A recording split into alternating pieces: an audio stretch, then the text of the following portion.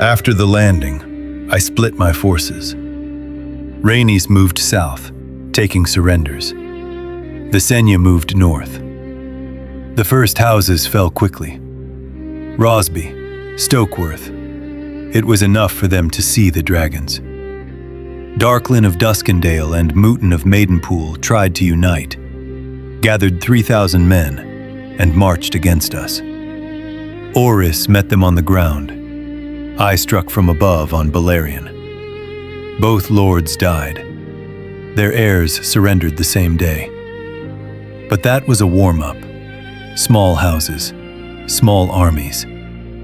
The real war was ahead. Harrenhal. You need to understand Harren to understand what happened next. He was Ironborn. His grandfather, Harrenhal, had conquered the Riverlands, a vast stretch of Westeros, the entire center of the continent. Rivers, fields, castles, all belonged to the Ironborn. But Harren wanted more. He wanted to build a castle the world had never seen. Harrenhal. 40 years he built it. 40. Thousands of people were dragged from across the Riverlands. Peasants, masons, carpenters. They were not asked.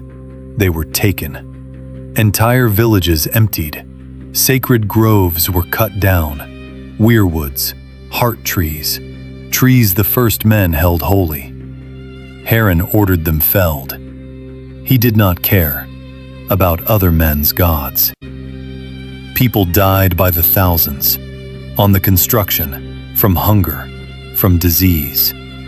Every house in the Riverlands despised him. Tully, Blackwood, Bracken, Mallister, all of them. But Harren had an army, a fleet, an iron grip, and so they stayed silent. And on the 40th year, the castle was finished. 5 towers, each taller than any fortress in Westeros. Walls so thick you could ride a wagon across them. Gates of forged steel. Harrenhal could house an entire army.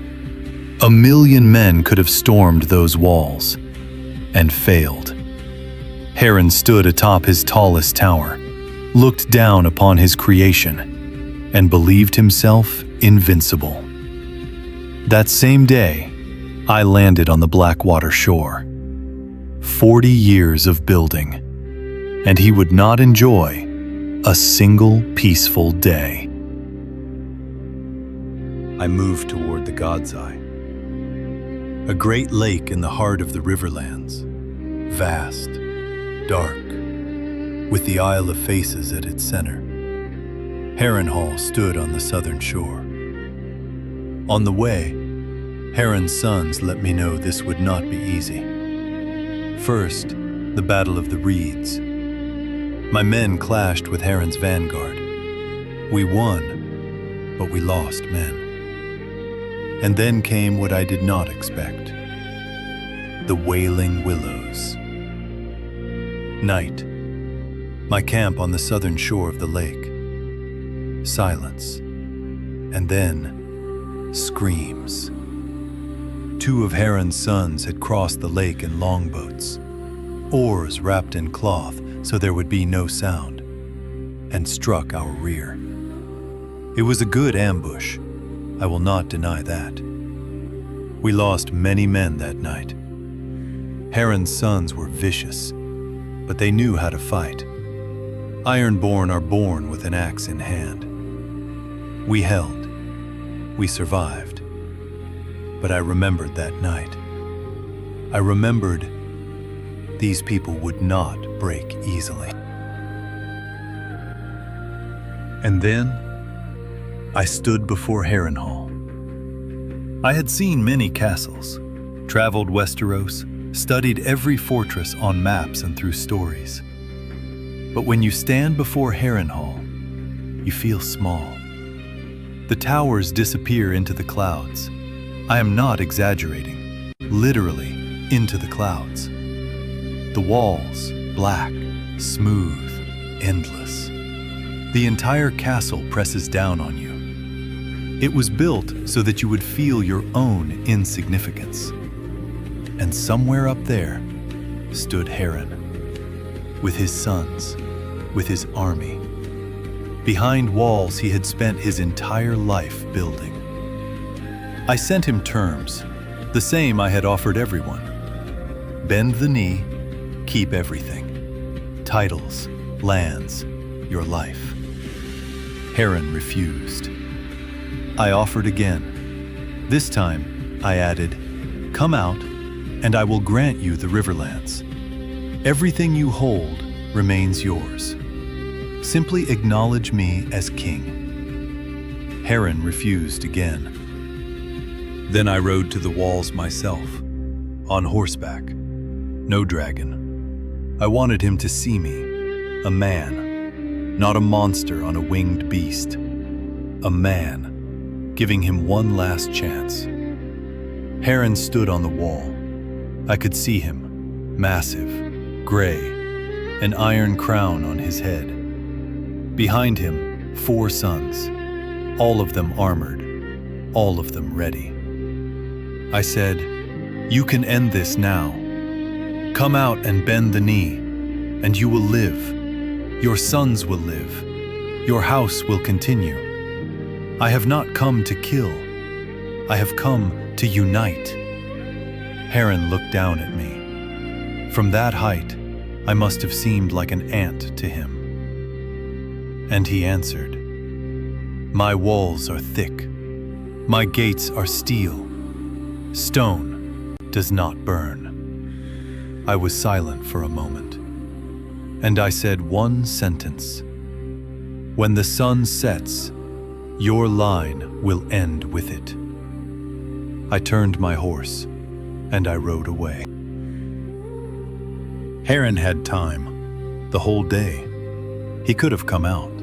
He could have sent his sons. He could have negotiated. He did not. Pride. The kind of pride that kills.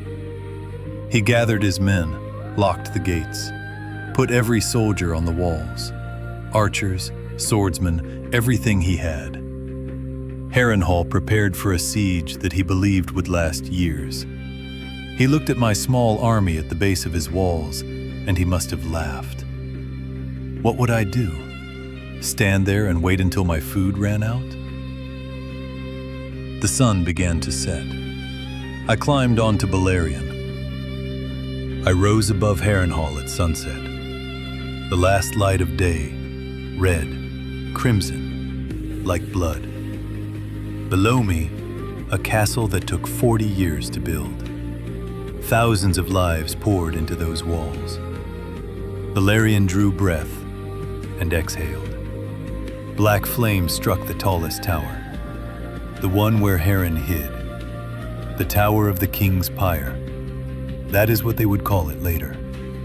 The stone glowed red, then white, then began to flow.